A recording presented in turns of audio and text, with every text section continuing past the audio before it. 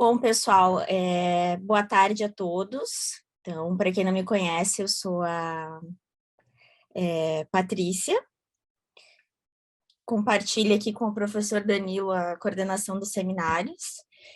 Hoje, infelizmente, ele não vai poder participar, mas eu estou aqui, então, representando.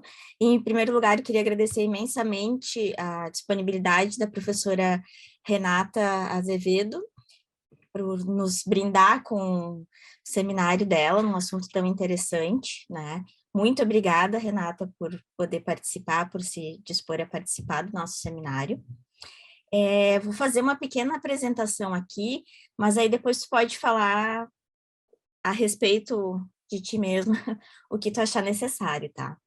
A Renata possui mestrado em Ciências Morfológicas pela UFRJ e doutorado em Microbiologia também pela UFRJ, e é professora adjunta no Departamento de Virologia da UFRJ. Tem experiência na área de microbiologia, com ênfase em virologia, atuando principalmente nos seguintes temas: diagnóstico, epidemiologia molecular, soroepidemiologia, produção e validação de imunoensaios. Então, pessoal, vocês podem anotar perguntas aqui no chat, tá? Que aí depois eu posso, ao final, passar, então, para a professora Renata. Renata, muito obrigada pela tua disponibilidade. Bom, eu que agradeço a vocês o convite. Eu acho particularmente que meu fone não está funcionando. Enfim, você me ouve bem agora? Está te ouvindo bem. Como eu estou sozinha na sala, então tudo bem, acho que eu não vou incomodar muito. Mas, bom, enfim, a ideia, né, dessa palestra hoje é a gente poder conversar um pouco sobre a vigilância, né, das epidemias virais e compartilhar um pouco com vocês algumas experiências, né? Enfim, um tema que eu acho que cada vez mais a gente tem que conversar sobre, né, discutir, não só nos fóruns relacionados à saúde, ciência, mas como nos fóruns de educação também, tá? Então, deixa eu ver se dá. Enfim. Sim. Então, acho que, inicialmente, eu vou abordar a importância da gente falar de vigilância de vírus, né? Depois, eu quero trazer alguns pontos para a gente compreender melhor o porquê que a emergência dos vírus está sendo uma coisa cada vez mais frequente, né? Para, a partir disso, a gente ficar com algumas reflexões sobre a dificuldade de estabelecer estratégias para a vigilância dos vírus e também pensar, né, o quanto isso pode ser aprimorado. Bom, então, para contextualizar todo esse tema, a primeira coisa que a gente precisa ter um entendimento é que a gente vive realmente numa nuvem de vírus, né? Qualquer ser vivo é colonizado por vírus. Então, isso traz uma ampla, assim, uma gama de diversidade. Aqui é um trabalho publicado, né, só para a gente trazer isso um pouco em números, né, que mostra a quantidade de vírus, por exemplo, nos oceanos. Tá? Então, se a gente começar a falar, por exemplo, em biomassa, né, a porcentagem de vírus ela é até uma pequena porcentagem, por conta, né, das dimensões dos vírus, do tamanho do seu genoma, mas quando a gente fala em abundância de vírus, em diversidade, isso toma uma outra proporção. Esse outro trabalho é um trabalho mais recente, publicado, que fala um pouquinho sobre a diversidade dos vírus, por exemplo, em morcegos, né? Então, isso é uma revisão que coloca todas as famílias virais em que algum pesquisador já identificou vírus dentro do morcego. Então, isso é para a gente ter uma ideia, né, da amplitude e da diversidade dos vírus. Bom, aí eu trago para vocês uma linha do tempo, né? Essa linha do tempo ela não está em escala, na verdade, ela é só para a gente refletir sobre algumas questões. O primeiro vírus que eu coloquei nessa linha do tempo é o vírus da polio, né? O polio, da poliomielite, que uma das figuras que a gente mostra mais quando fala de polio é essa estela, né? De um faraó do Egito, que o vírus da, né? o poliovírus ele causa, né, a paralisia infantil, o vírus da poliomielite, e a gente observa que esse faraó ele tem uma das pernas atrofiadas e possivelmente ele andava com a ajuda, né, de um cajado, e isso é bem representativo da sequela, né, de pessoa que teve paralisia infantil. Então, por sorte, né, o número de pessoas, por sorte não, né, a gente tem vacinas eficientes para combater, né, o poliovírus, então o número de crianças que apresentam paralisia infantil diminuíram em todo o mundo, mas infelizmente a gente ainda não está livre desse vírus, né? A varíola foi um outro vírus que eu destaquei aqui, que a gente tem registros, né, desde a antiguidade, desde a época de Cristo, mas a nossa história foi mais feliz com a varíola, né? Em 1980, a gente não registrou mais casos do vírus na população humana, né? Também é um vírus específico da população humana, e a gente conseguiu erradicar, tá? O sarampo, né, é um vírus que ele foi caracterizado em 1953, mas a gente tem registros da importância dele, né, até durante a colonização da América. Então, eu queria assim destacar para vocês que a humanidade ela convive, né, com os vírus, com a emergência de vírus. Em alguns momentos a humanidade soube se defender desses vírus, mesmo sem entender, né, o que estava acontecendo ali. Então, os primeiros registros, né, de proteção contra uma infecção viral vêm da variolação, né, que Eduardo Jenner começou a fazer lá em 1796, mesmo antes de poder caracterizar e entender aqueles vírus, né?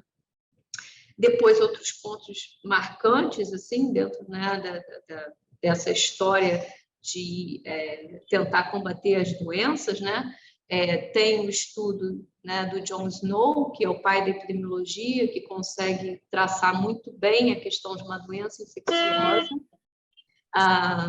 Mais à frente, né, o Louis Pasteur derruba a teoria da geração espontânea, e aí, né, começa, todo mundo começa realmente a imaginar que se tem, né, micro-organismos ali e eles podem causar doença, né? Mas a descoberta, assim, daí teve todo um boom de descoberta de bactérias, etc. Mas a descoberta dos vírus ela vem com a questão de perceber que agentes são filtráveis, né? E eles são capazes de causar doença. E aí, mais à frente, nessa linha do tempo, né, a gente começa a perceber que o número de vírus, né, vai aumentando nessa linha, e eu, na verdade, deveria comprimir um pouco esse slide para encaixar em 2022 aqui o monkeypox, né? São todos nomes novos que surgiram no nosso cenário, e aí eu quero mostrar, né, conversar um pouco com vocês, porque, né, dessa capacidade tão frequente de emergência de vírus. Não só porque eles têm essa capacidade de emergir, a gente vai falar um pouco, mas a nossa capacidade de detectar e caracterizar esses vírus também melhorou muito ao longo do tempo, né? Então, assim, eu não vejo vocês, né? Quando eu estou conversando com uma plateia, eu consigo perceber quantas pessoas vivenciaram, né, por exemplo, a emergência do HIV na população humana, que a doença, né? A gente observou a doença e teve que estudar ela durante um ano, sem saber exatamente o que estava causando aquilo, né?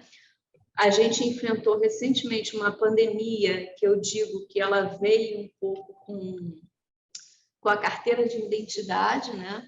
A gente não só detectou um evento raro ou o surgimento de uma pneumonia que escapava um pouco do que estava sendo frequente, mas a gente já sabia o que era, né? Era um vírus, a gente tinha o genoma dele todo caracterizado, rapidamente a gente conseguiu implementar metodologias para fazer esse diagnóstico e mais rápido ainda a gente conseguiu uma vacina, tá? Só para vocês terem um paralelo também, a pandemia, né, de H1N1 que aconteceu em 1918, 1919, toda a pandemia aconteceu sem as pessoas entenderem o que estava causando aquilo. Vários experimentos, eles não tinham resultados conclusivos, né? Se achava que era uma bactéria, mas ninguém conseguia isolar a bactéria com a frequência, né, nas pessoas doentes. E, claro, era um vírus, não era uma bactéria. Tá? Então, isso é só para a gente refletir um pouco sobre isso, né? Sobre essa dificuldade de como a gente, apesar de ainda enfrentar muitas, né? Eu acho que algumas emergências virão, mas atualmente a gente está numa condição melhor. Bom, e aí a gente pode dizer que a emergência de vírus, né? Ela acontece, ela é a primeira vez que a gente identifica a causa de uma doença, né? Isso, por exemplo, um exemplo disso nos casos de encefalite, né? Muitos vírus são capazes de causar encefalite. Quando a gente detecta um vírus novo, a gente começa a entender o porquê daquela encefalite, mas isso às vezes não significa um aumento no caso de encefalite. E isso está bastante relacionado ao que eu falei para vocês, a capacidade da gente conseguir identificar e caracterizar melhor esses vírus. Isso tem trazido um aumento no número de vírus que são caracterizados e reportados, né? Esse artigo é um artigo que fala sobre a classificação de vírus, que, como a gente vai ver, né, esse é um tema extremamente complexo, é difícil você definir quando que você está diante de uma nova espécie, né? Até 2017, os vírus conhecidos eles estavam agrupados até ordem, e aí é tanto vírus sendo caracterizado, né, reportado, que o ICTV, que é o Comitê Internacional de Taxonomia Viral, ele teve que revisar, né, toda a chave classificatória, e hoje a gente tem que agrupar isso até reino. Bom, e aí também a emergência do vírus, né, de um vírus, ela pode ser totalmente nova e trazer realmente uma doença, né, nova para aquela população, tá? E aí a gente vai ter as duas coisas, né? Tanto a detecção de um novo agente etiológico quanto o aumento do número de casos. Eu trago isso como um exemplo também para reflexão, né? Se a gente for olhar no livro, ele diz que a emergência de vírus também pode estar associada à introdução deliberada de vírus em uma população, né? E aí o exemplo que a gente tem é um exemplo para tentativa de controle, né? De animal. E esse exemplo ele conta que mais ou menos na década de 50, né? Teve uma importação de coelhos da Europa para a Austrália para realmente, né, como pet. E como na Austrália você não tinha um predador natural para os coelhos, isso causou uma infestação. Os coelhos começaram a ameaçar as lavouras e aí com isso eles decidiram deliberadamente introduzir um vírus na população de coelho, que é o mixomatose vírus, que é um vírus que causa apenas um tumor em coelhos da América do Sul, mas é totalmente letal para coelhos na Europa. E aí, com isso, teve uma epizotia, né? Eles conseguiram diminuir a quantidade, mas com o tempo você acaba selecionando o quê? Coelhos que são resistentes àquele vírus. Tá? Então, isso é só para a gente refletir um pouco sobre essas medidas, essas tentativas de controle. Então, o que faz, né? O que faz com que os vírus consigam emergir com tanta velocidade? Essa aqui eu trago essa figura da árvore evolutiva das espécies, né? Para a gente refletir um pouco. Os vírus não estão linkados aqui. E aí, muitas vezes, as pessoas me respondem, né? Que eles não estão aqui porque muitos não consideram os vírus como seres vivos. Isso é uma resposta. Mas a outra é que os vírus possuem, né, toda uma particularidade, tanto desde a composição do genoma, né? Você pode ter vírus que tenha genoma DNA e vírus que já parte com o genoma RNA. Tá? Então, isso traz toda uma mecânica de evolução diferenciada. Okay? Bom, e aí a gente, isso é só para ilustrar um pouco, a gente tem diversos tipos de genoma, né? Então, o vírus de DNA, ele pode ser de fita simples, de fita dupla, pode ser circular, pode ser linear. Quando o genoma base é RNA, isso tem uma variação maior ainda. E qual a questão aqui, né? Por que eu estou trazendo esses pontos? A gente já sabe que o vírus, né, quando ele possui genoma RNA e precisa fazer mais cópias, né, desse próprio genoma para fazer novas partículas, então digamos, quando ele copia o próprio RNA dele, né, e alguns vírus como os retrovírus que fazem uma etapa intermediária em DNA, esse processo gera um maior número de mutações. Tá?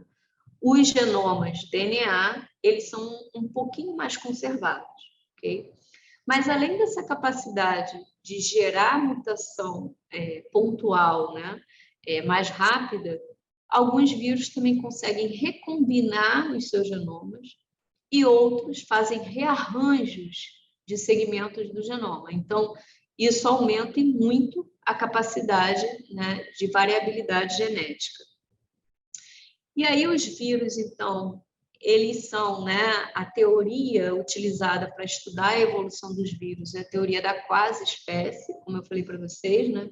É complexo você definir uma espécie viral. E a representação gráfica dessa teoria é mais ou menos o que está aqui.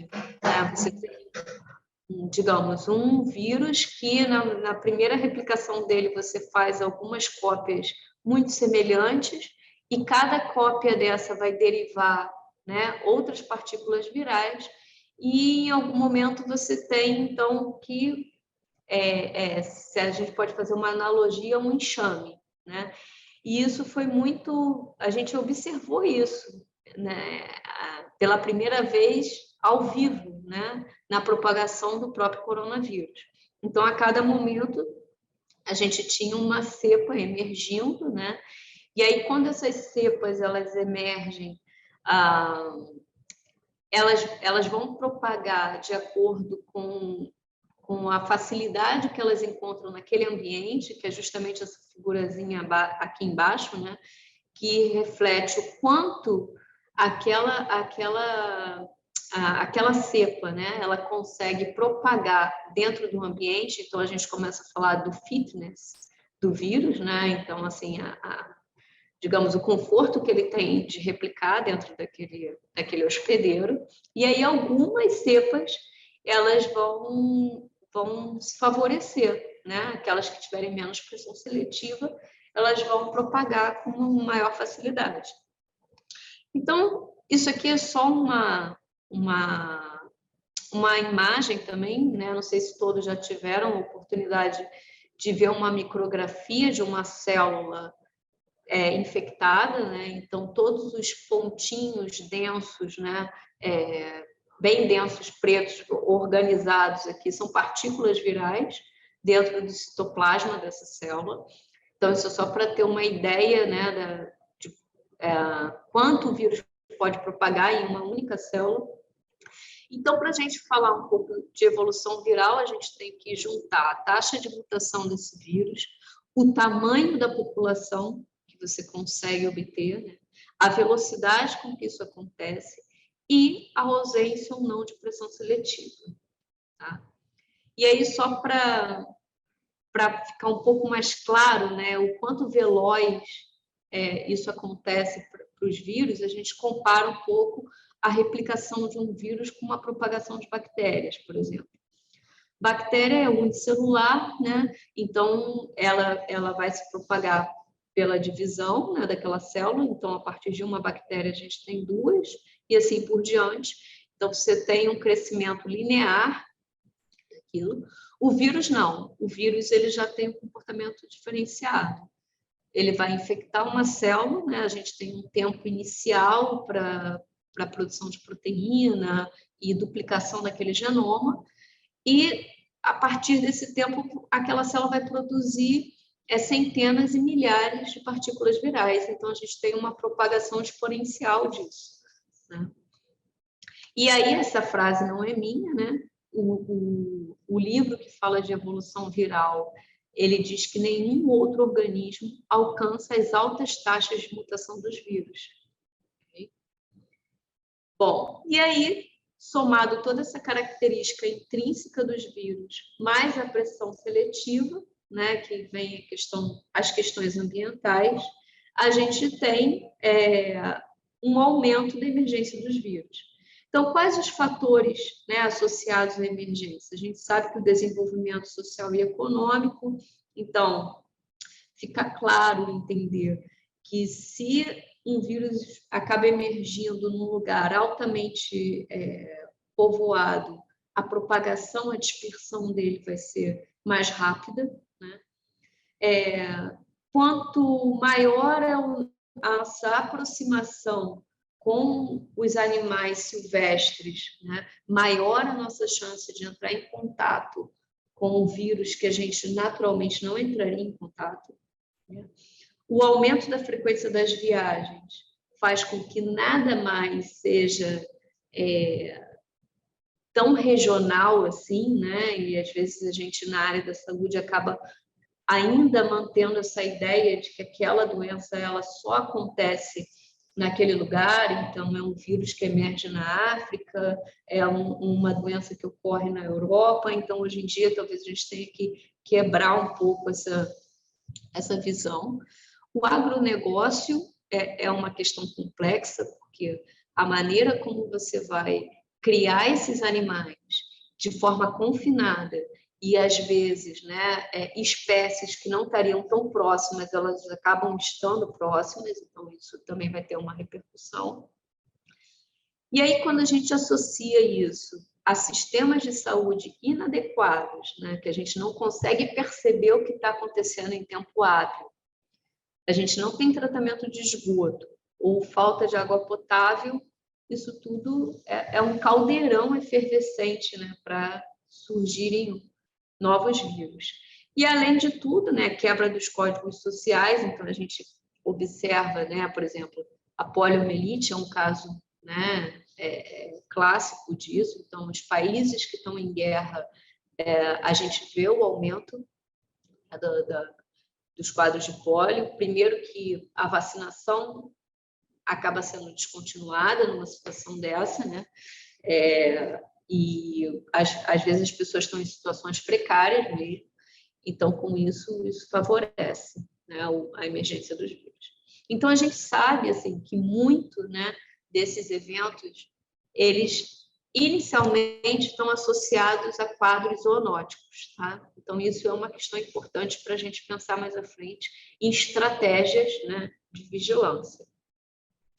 Bom, então aqui é só para exemplificar, né, emergência de vírus que a gente viu um ponto inicial zoonótico, né, no caso da emergência do primeiro coronavírus, né, do SARS-CoV, e o coronavírus associado, né, à síndrome respiratória do Oriente Médio, o MERS.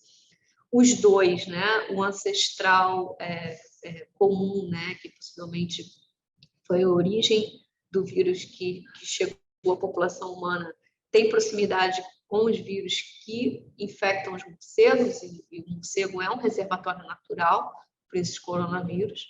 Depois eles tiveram espécies intermediárias, né, que favoreceram a propagação do vírus, que teve a capacidade de cruzar essa barreira e infectar o ser humano.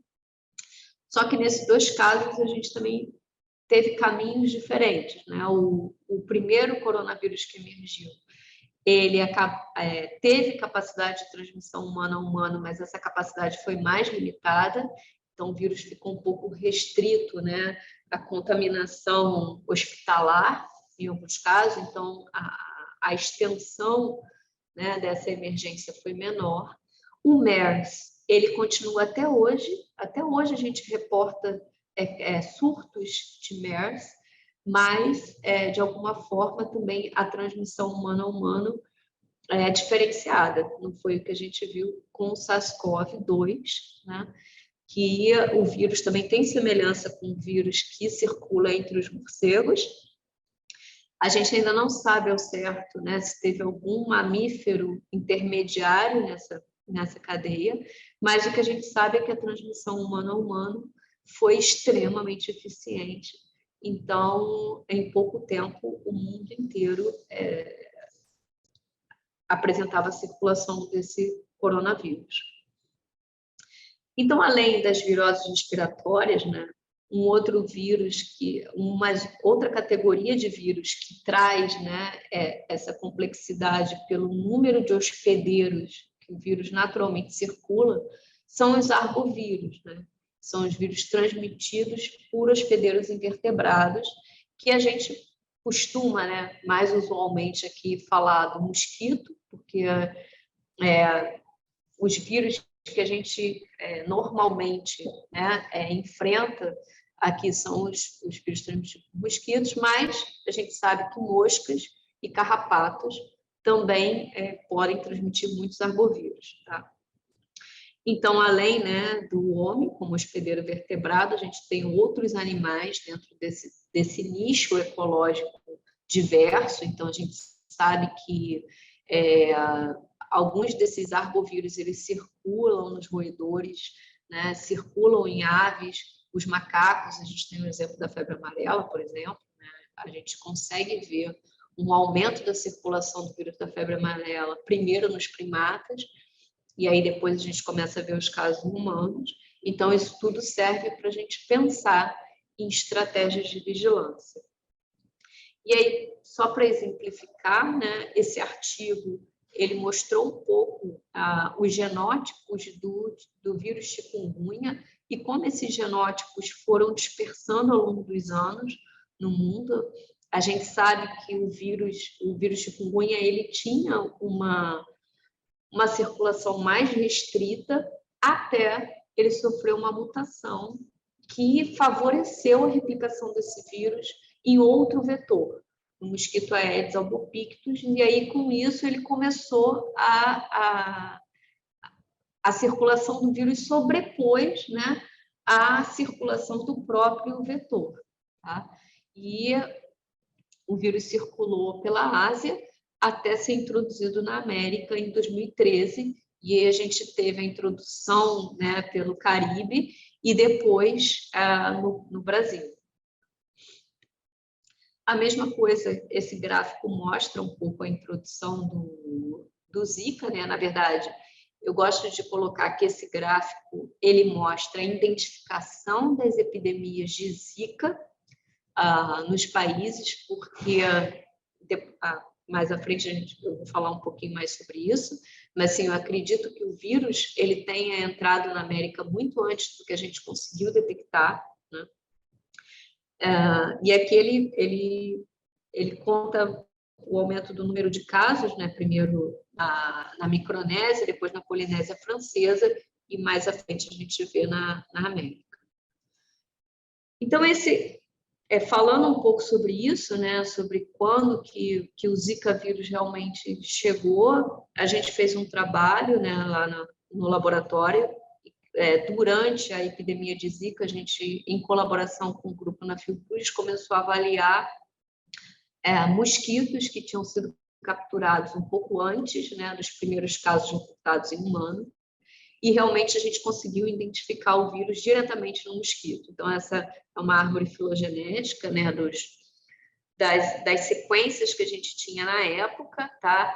E a gente identificou 2 vírus diretamente do mosquito, e quando a gente faz a parte de relógio molecular, a gente inferiu, né, que esse vírus ele tinha um ancestral, né, que deu origem a esses vírus. Eles tinham sido introduzidos em 2013, na verdade, e a gente só conseguiu detectar em 2015.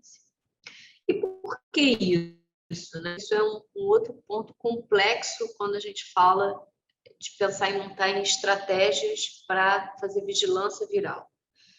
Muitas viroses acontece o que está representado nesse gráfico aqui. A grande maioria das infecções são assintomáticas, né? E a gente viu isso agora no coronavírus. O que a gente observa de doença é justamente só a ponta desse iceberg, tá? Então, o vírus ele consegue, muitas vezes, propagar de forma silenciosa.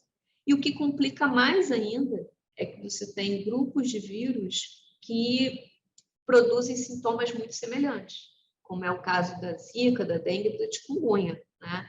Então, tirando algumas sinais um pouco mais característicos, por exemplo, chikungunya causam mais artralgia e mialgia, o Zika, na primeira ocorrência dele, ele deu um racho muito característico e uma febre mais branda. Mas se a gente colocar toda a variabilidade de sintomas que cada pessoa pode ter, é muito difícil para o clínico chegar a um diagnóstico conclusivo, né? Apenas para o exame físico, tá? Então, muitas vezes a gente não sabe bem o que está circulando ali, ok? Bom, então, para a transmissão viral, né, é importante a gente saber o período, né, para que isso acontece, né, se isso acontece numa fase sintomática ou na fase assintomática, que foi o caso do SARS-CoV, então, possivelmente o vírus espalhou, porque mesmo antes das pessoas terem sintomas, elas já estavam, né, sendo capazes de expelir vírus, né? Se o vírus permanece, né, sendo transmitido depois da convalescência. Isso acontece muito em casos de viroses que acometem o trato gastrointestinal. Por exemplo, o caso da polio também. Então, a pessoa está bem, mas ela continua expelindo o vírus nas fezes. E a proporção de assintomáticos, né? É óbvio que aquela que eu mostrei para vocês do iceberg, essa linha, ela pode flutuar. Quanto maior o número de assintomáticos, maior a chance do vírus propagar de forma silenciosa. Isso aqui é só para a gente comparar, né, essas viroses respiratórias. O SARS-CoV-1, né, que emergiu ali final de 2001 até 2002, ele circulou até 2004 e ele atingiu 29 países. Quando a gente compara com o SARS-CoV-2, emergiu, né, os casos em 2019 e eu tinha feito essa linha do tempo até 2020, se eu não me engano, e 216 países já tinham, o vírus já tinha circulado por 216 países. Né? O MERS atingiu um número menor de países, mas a gente tem até hoje a circulação do vírus. Bom, então a gente falou um pouquinho sobre a emergência, né?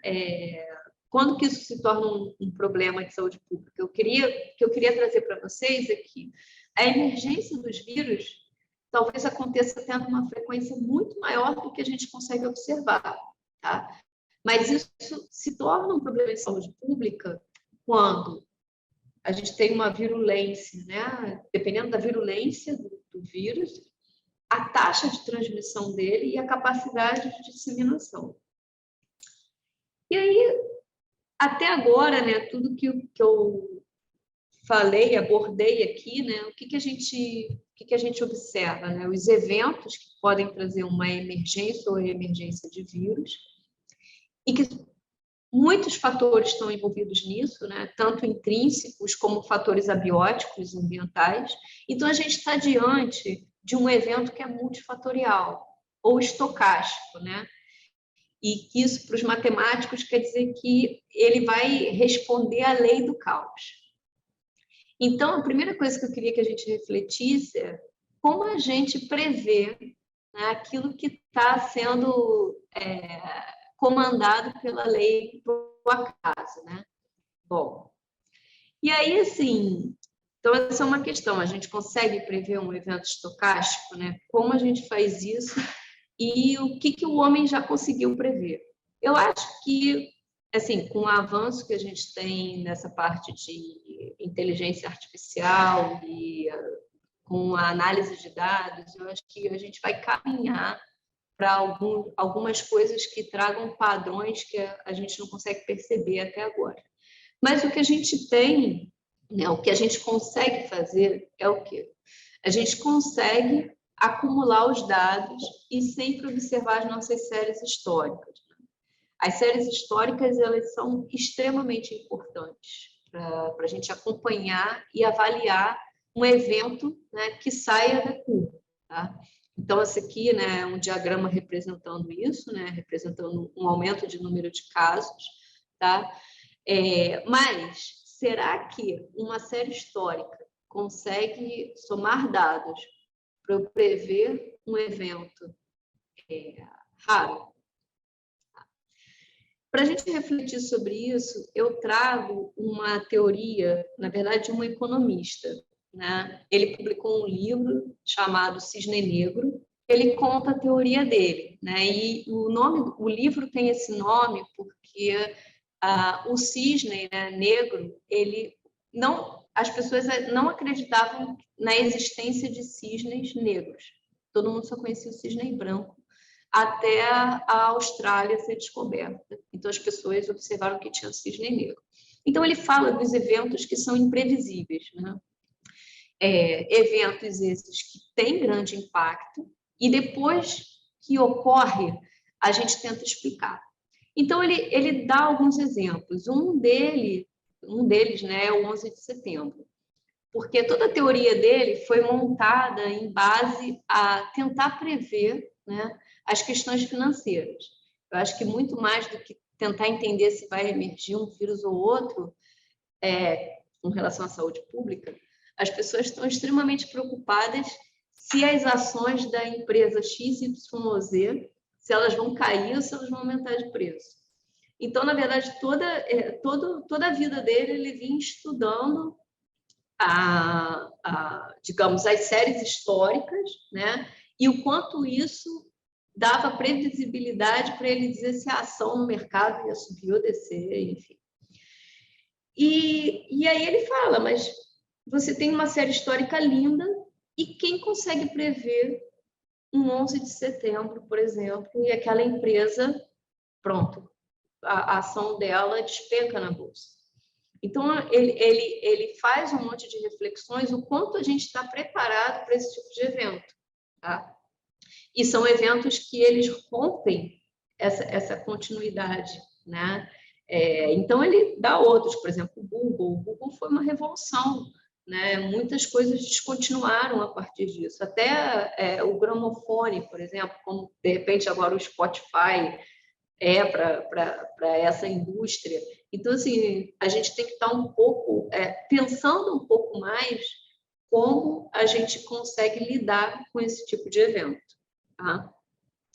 E aí a gente se depara com artigos como esse, né, que a emergência das doenças virais, né, se a gente pode esperar o inesperado. Então, como a gente se prepara para o inesperado?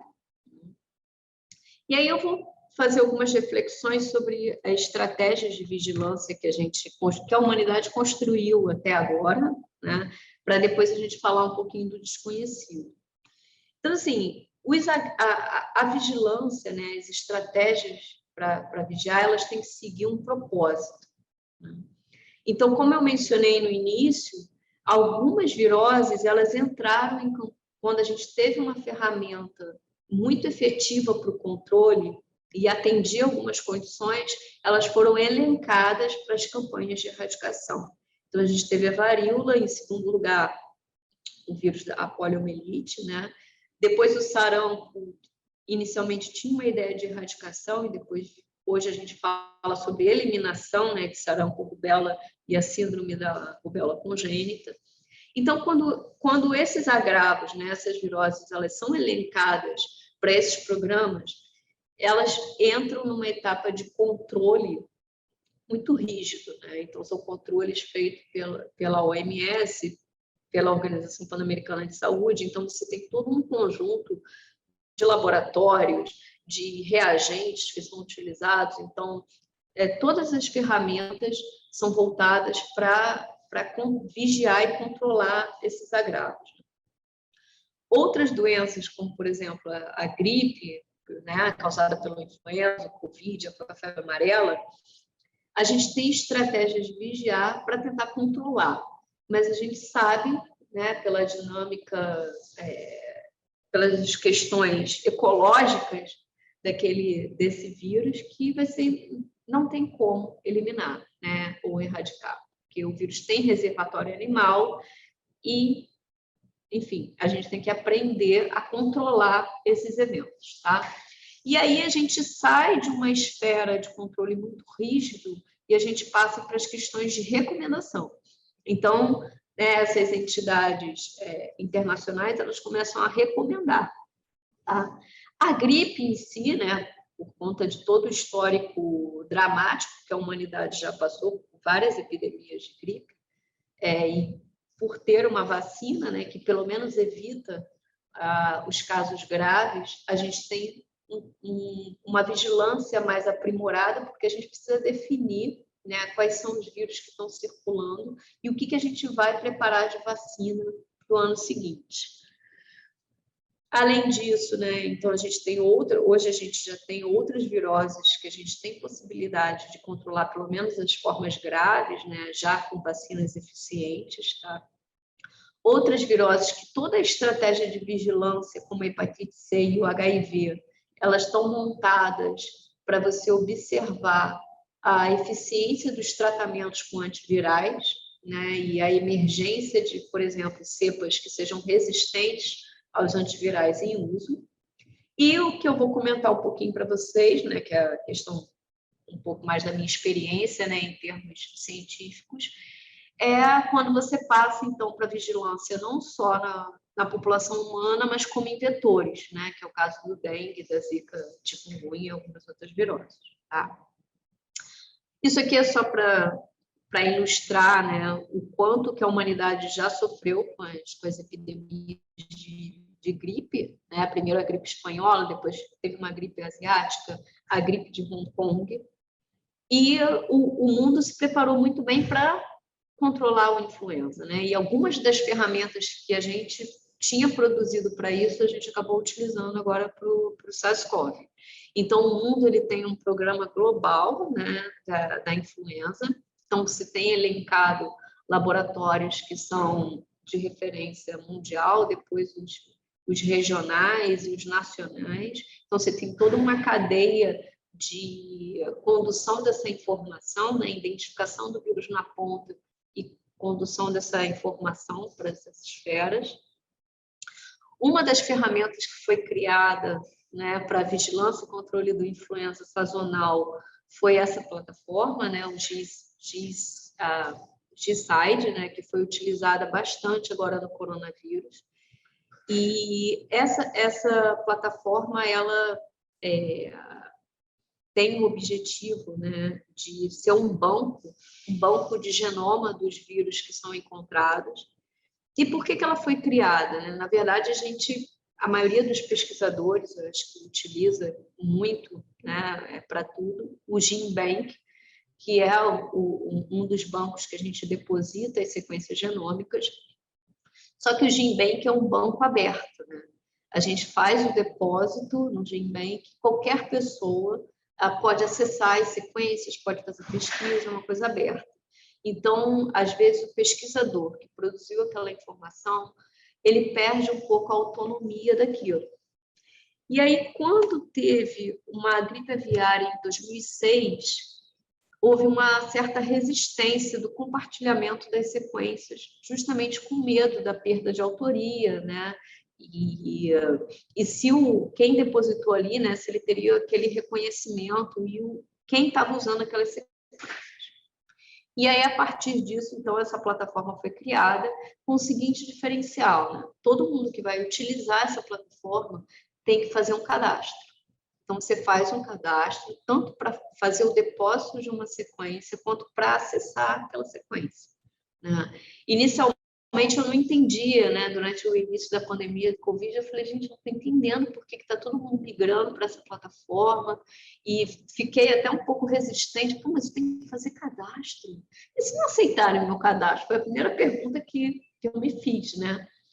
Isso é um outro ponto para discussão. Então, na verdade, aceitaram o meu cadastro, como aceitaram o cadastro de outras pessoas. Então, eu tive acesso às informações ali.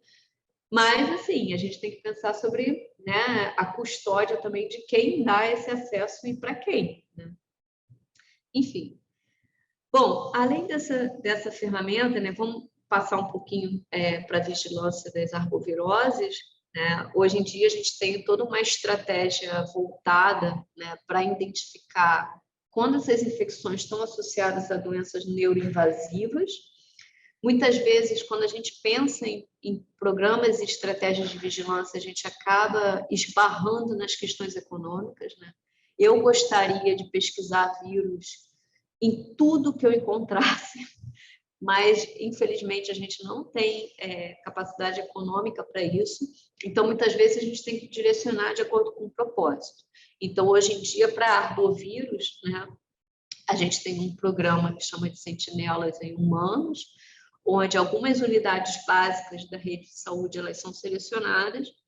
Tem todo um critério de inclusão do Ministério da Saúde, né, para incluir aquele caso como sentinela, e a amostra desses pacientes, então, vão para o laboratório com uma diretriz muito clara para tentar investigar ao máximo possível e chegar a um diagnóstico confirmado daquela doença. Tá? Bom, além, né, de procurar os vírus, né, quando eles já estão na população humana, uma das estratégias, né, que eu venho trabalhando há bastante tempo é fazer essa pesquisa diretamente no vetor, né? Que a ideia é tentar entender quanto de população de vetor infectada eu preciso para disparar ou não uma epidemia, né? Será que eu tenho uma maior quantidade de vírus circulando e isso pode ser um indicativo de que mais à frente eu vou ter um número alto de casos humanos? Então, a partir disso, né, a gente tem toda uma metodologia para buscar, né, o vetor no campo, fazer toda a maceração, extração desse material genético, e aí as coisas estão ficando um pouco mais fáceis, né, com os avanços que a gente tem na parte molecular, e principalmente de PCR. Tá? Mas a gente ainda enfrenta algumas dificuldades com relação a isso, né? Na verdade, a proporção de mosquitos infectados que a gente esperava não é tão grande assim. Então, na verdade, isso são estratégias que demandam um custo alto para você ter resultado, mas eu acho que a gente vai conseguir avançar com isso, né? Então, a pesquisa do vírus diretamente no vetor é uma possibilidade de tentar antecipar, né, as questões em saúde, tá? E fazendo um pouco, né, dessa vigilância, a gente conseguiu identificar alguns vírus que são particulares de mosquitos, e aí isso trouxe também outras perguntas e questões, né, como que vírus que são natural daquele vetor, o quanto que isso pode impactar quando esse mosquito está infectado com outro vírus que tem repercussão para a saúde pública. Então, esse foi um trabalho que a gente desenvolveu buscando esse vírus de inseto, que é um mosquito, um fasevírus, né? E um dos primeiros que foi detectado aqui na população de mosquitos do Rio de Janeiro. Depois a gente partiu para entender um pouco sobre os flavivírus, que são insetos específicos. Então, a gente fez a detecção e isolamento de um flavivírus que circula na população de mosquito culex, né? A gente conseguiu identificar uma boa parcela dos nossos mosquitos infectados com esse flavivírus. Então, essa aqui é a árvore filogenética, a gente tem 2 genótipos para esse vírus, e aqui como ele causa efeito citopático nas células C636, né? Depois a gente conseguiu fazer uma marcação, né, aqui em fluorescente desse vírus com anticorpos para flavivírus, tá? Caracterizando bem que trata-se de um flavivírus mesmo. E vamos falar um pouquinho do desconhecido, né? Na verdade, assim, também é um pouco mais fácil a gente procurar aquilo que a gente conhece, né? E como se preparar para o que a gente não conhece. E aí, né, eu trago até de novo esse artigo, né, Esperar o Inesperado. Uma das coisas que é bem pontual, acho que qualquer profissional da área de saúde, ele tem que entender que ele tem que estar atento e reagir prontamente a casos não usuais, a gente tem que tentar ter um olhar bem crítico sobre isso, assim, se é uma questão que foge ali à minha compreensão, eu tenho que tentar investigar melhor esse caso, né? A gente tem que ter uma rapidez de resposta, tá? A gente tem que ter capacidade de diagnóstico, tá? E reagentes de referência. Isso é uma questão também bem complexa, né? Quanto maior o nosso arsenal de reagentes de referência, mais fácil a gente vai conseguir dar uma resposta de forma independente, né? Isso é um ponto importante. A gente tem que ampliar a nossa capacidade de ter laboratórios com nível de biossegurança alto. Muitas vezes, assim, a gente esbarra nessa parte, né? Porque a gente não consegue nem avançar numa investigação de um evento raro se a gente já desconfia que a gente precisa de um nível de biossegurança maior, né? Eu não posso sair dissecando um morcego que eu pego numa caverna com uma máscarazinha qualquer, né? Então, a gente precisa ampliar isso, tá? E aí, a chave de tudo é realmente investigar eventos raros, né? Então, para, digamos, evitar que eventos raros não sejam, né, investigados com uma certa velocidade, que se dê resposta. E em 2005, né, a gente tem a publicação desse Regulamento Sanitário Internacional, que ele diz, né, os países que são membros, né, das Nações Unidas, que estão sujeitos, né, a essas regulamentações, eles podem, a qualquer momento, né, questionar um outro país sobre um evento raro. Então, vamos trazer um exemplo. Por exemplo, você tem um surto de diarreia acontecendo na fronteira entre o Brasil e a Venezuela, né? O Brasil ele pode oficialmente consultar a Venezuela e perguntar o que está acontecendo, e a Venezuela tem um tempo, né, para responder ao Brasil e dizer, olha, tal coisa, tá? Então, assim, isso trouxe, né, uma corrida, né, para ampliar o número de profissionais de investigação de campo, né? E cada vez mais esse regulamento, né, alguns agravos, eles são cada vez mais adicionados à lista de agravos de notificação compulsória, tá? Então, isso também é extremamente importante para a gente construir as nossas séries históricas e identificar que alguma coisa rara está acontecendo. Um exemplo também bom para isso foi o caso da associação do Zika com a microcefalia, né? Depois que a gente conseguiu associar aqui no Brasil, as pessoas começaram a se perguntar, bom, mas isso estava acontecendo antes? E para você conseguir perceber, né, que você teve um padrão diferente no número de casos de microcefalia, você tem que registrar os nascimentos com microcefalia. Então, em regiões que esse registro não era feito, se houve aumento, a gente não consegue dizer. Tá? Bom, e aí, né, tem todo o Ministério da Saúde tem a lista nacional de notificação de doenças compulsórias, né, dos agravos conhecidos, e aqui eu destaco para vocês, e eventos de saúde pública. Então, a gente já trata, né, um evento raro como uma coisa que deve ser notificada. O Brasil montou, né, a equipe de epidemiologia aplicada, não sei se vocês conhecem ou já ouviram falar, o EPSUS, que tem toda uma metodologia de investigação. Então, quando um município, né, ele não consegue identificar o que está acontecendo, ele pode pedir ajuda ao Estado, e o Estado, por sua vez, pode pedir ajuda ao governo federal. Então, tem equipes, né, próprias para conduzir essa investigação no campo.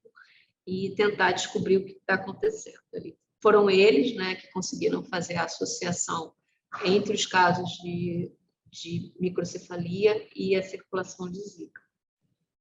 Bom, uma ferramenta assim, que eu acho muito interessante compartilhar com vocês é essa plataforma da Sociedade Internacional para Doenças Infecciosas.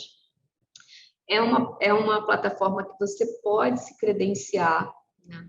E ela emite notificações sobre surtos ou eventos de diversas doenças. Então, aqui, né, no print da tela que eu fiz, ele reporta, por exemplo, no dia 26 de abril de 2023, no Quênia, casos de gastroenterite. Então, você pode selecionar por agravo, você pode selecionar para receber os e-mails referentes àquela doença.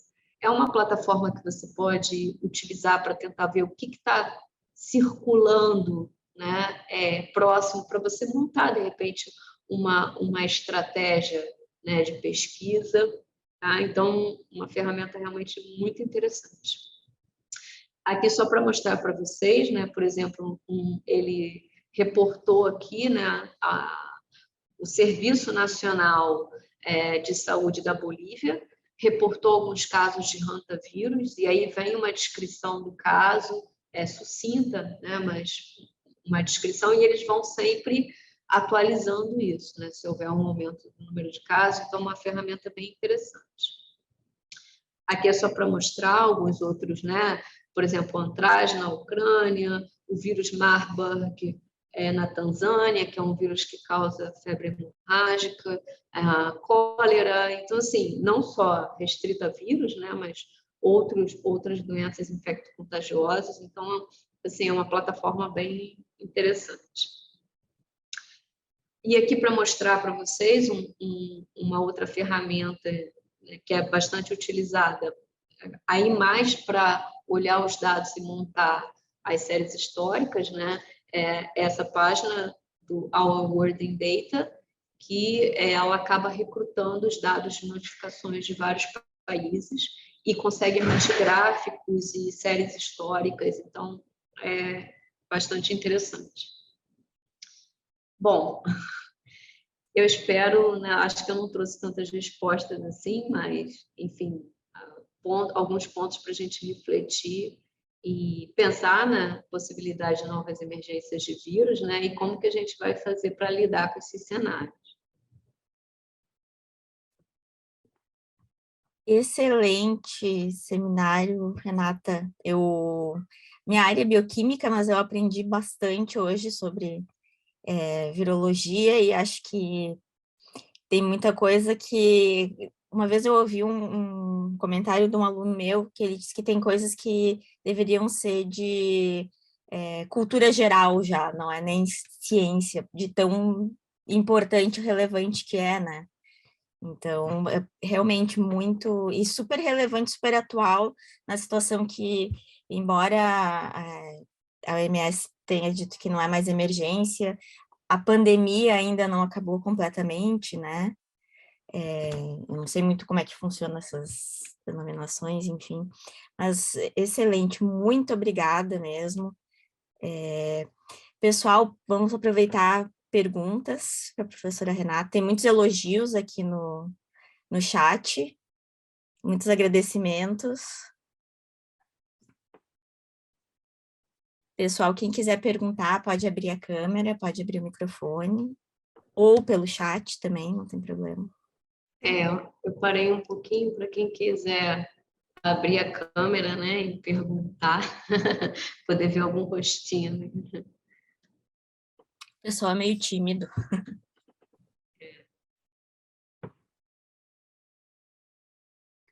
Eu não sei se a gente pode dizer, tem uma perguntinha. Boa tarde. Boa Posso tarde, Vera. Claro, por favor. Desculpa, que estou no trabalho, estou escondidinha aqui na sala, mas deixa eu perguntar uma coisa. A minha conexão caiu, eu não sei se isso foi falado. A gente tem ouvido muito na escola pública sobre vírus que estão disseminando por causa das geleiras que estão derretendo. E aí a senhora falou de tanta coisa, principalmente agora final, né, que a senhora falou da biossegurança. E essa questão de geleira, isso é fake? Minha primeira pergunta. E a segunda pergunta é: como que a gente cuida da segurança básica? Ainda é lavando mão, usando máscara? Ainda seria assim?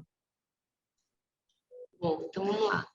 Assim, quem perguntou foi a Lúcia? Foi a Vera. Ah, Vera. Vera Lúcia Oliveira. Desculpa, é que eu não posso abrir a câmera, perdoe. Não tem problema.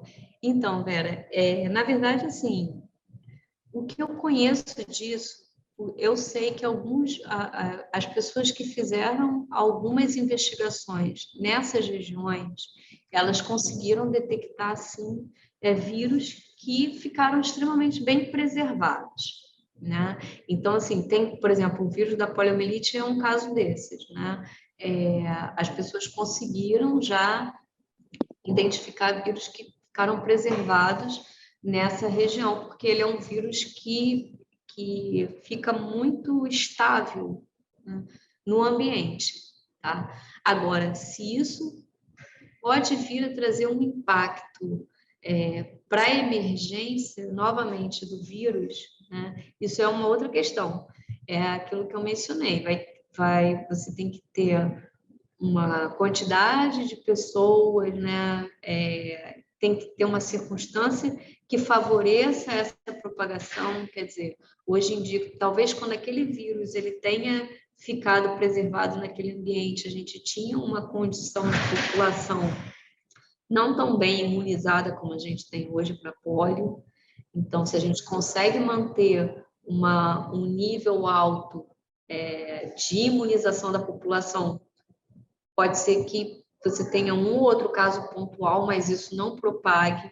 Então, são questões assim, para a gente ficar atento e saber que talvez alguns vírus tenham permanecido nesses ambientes. Mas se isso vai vir a ser um problema, é difícil responder.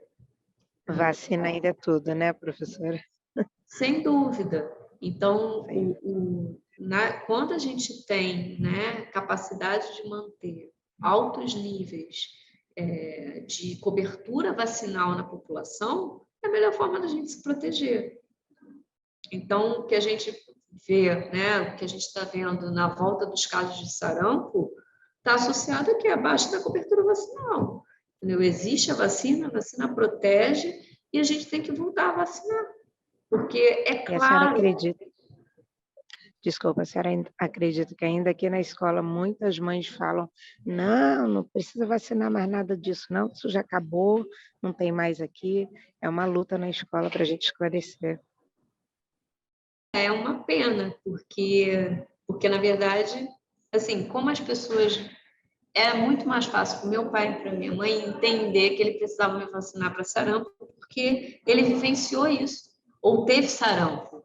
Então, assim, como eu falo para você, é muito mais claro, né, para mim, entender que se eu vou começar um relacionamento novo, né, eu tenho que fazer, eu tenho que me prevenir, né, porque eu vi o surgimento da AIDS. Agora, se eu falo isso para um adolescente, ele ouve, mas ele não tem o mesmo sentimento que eu tive, de uma doença que emergiu, que você não sabia o que era, e que, uma vez que a doença evoluía, a taxa de mortalidade é 100%.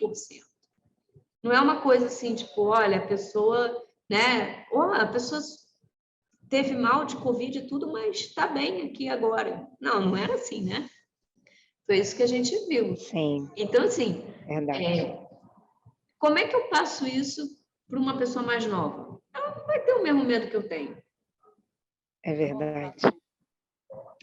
Muito obrigada.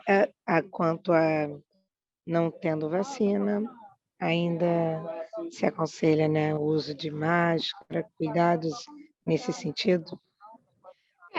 Quando a gente estiver diante. Agora, com relação ao próprio SARS-CoV, a gente está num cenário diferenciado, né? Então, assim, mesmo que o vírus circule, né, as pessoas vacinadas, a chance delas terem caso grave é menor, né? Então, assim, por isso que a gente está deixando um pouco de usar as máscaras, já está tendo um convívio maior. Sim. Agora, se emergir alguma coisa que fuja essa cobertura vacinal, aí, sem dúvida, a gente tem que voltar para essas medidas, né? Tá bom, professora, muito obrigada pelos esclarecimentos. Vou fazer uma perguntinha de ignorante aqui. Por exemplo, com esse retorno dos casos de sarampo, a pessoa que já está vacinada não precisa se vacinar novamente, né? Então, assim, na verdade, tem que, se eles tiverem, eu estou dando uma resposta muito mais, como vou te dizer assim, da experiência que eu tenho até com outros vírus, né? Uhum. Se houver um surto, tá? Eu acho que a vigilância, ela não vai perguntar, ela vai recomendar que todas as pessoas se vacinem novamente, tá? Isso porque se é um adulto, por exemplo, ele pode ter sido vacinado há muito tempo atrás. Então, você não vai correr o risco que aquela pessoa não esteja com a imunidade alta diante de casos, entendeu? Então, eu acho que diante de casos, a vigilância, como ela faz, né? Programas mais voltados para as crianças, quando sabe que está acontecendo. Agora, se aumentar o número de casos, eu acho que vai recomendar que a maioria realmente se vacine. Isso aí vai fazer vacinação de bloqueio, para tentar segurar isso. Tá? Não, é porque, na verdade, eu pergunto até por realmente ficar pensando tudo que esses casos novos, e eu cheguei a pensar em me vacinar novamente, e aí acabei deixando, assim, justamente por já ter a vacina e tal. Eu acho que é uma vacina que a gente sabe que é segura, então, assim, não vejo por que não vacinar. Com certeza, com certeza. Pena que nem todo mundo entende, pensa assim, né? Mais perguntas, gente?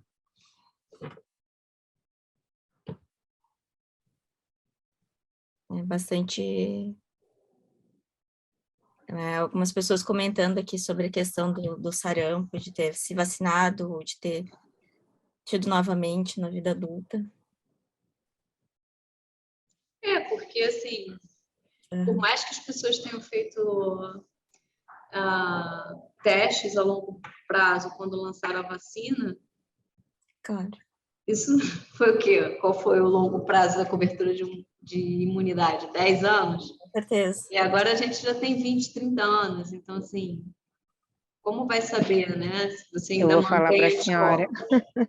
Eu fui vacinada naquela fase dos 5, né? Crianças há 5 anos. Aí, quando eu estava com 25, eu tive sarampo. E aí, quando foi agora, já, né? Um pouco antes da pandemia, vacinaram as crianças novamente. Fui vacinar minha filha, olharam minha caderneta e me mandaram vacinar de novo.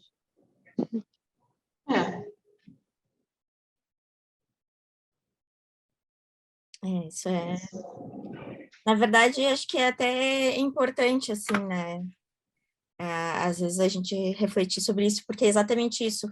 É feito, ainda mais agora nessa situação que, como tem muita gente que não está vacinando, é uma doença que está voltando, a gente não sabe esse teste de imunidade prolongada, né? Claro, claro.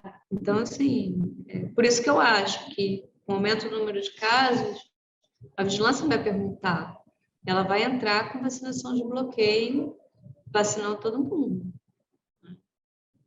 E tá certo, na verdade, porque aposto que tem muita gente que nem lembra se tomou vacina ou não, se... Claro. Então, assim, não é uma situação que, sabe, realmente tem que vacinar, né? Agora, o que a gente sabe também, né, que os vírus eles vão desafiando a gente, foi aquilo que eu comentei para vocês, né? A varíola, a gente teve uma vacina eficiente e eu acho que um pouco de sorte, porque um pouco dentro do prazo do que se imaginou, conseguiu lograr a erradicação do vírus. A polio, a gente está, volta e meia, com uma intercorrência, uma questão que aparece, o vírus que deriva da vacina, a população que tem imunodeficiência aumentou. Então, são todas essas questões que mudam o cenário e fazem com que uma estratégia, um plano que você fez um tempo atrás, você tem que ir refazendo, né? Tem que, às vezes, ter outras ferramentas, né? Se preocupar com algumas coisas para conseguir continuar controlando e tentar erradicar. Aí tem conflitos no mundo que você não esperava que acontecesse, acontece, enfim. Complicado. Bem complicado. Mais alguma pergunta, gente? Comentário? Bom, Renato, eu queria te agradecer imensamente por ter aceito o nosso convite, por essa palestra excelente. Realmente, eu aprendi muito, assim, fiz muitas anotações aqui. E acho que o pessoal gostou bastante também. E muito obrigada mesmo, assim, pela tua disponibilidade. Eu agradeço o convite e, bom, quem quiser falar de vírus... Nós somos vizinhas ali, eu estou ali no bloco E. Ah, sim. Sim, é perto, é perto. É, pertinho. Então, gente, muito obrigada pela participação de todos e nos vemos novamente, então, daqui a 2 semanas, né? Obrigada de novo, Renata. Beijo para todo mundo. Tchau. Tchau.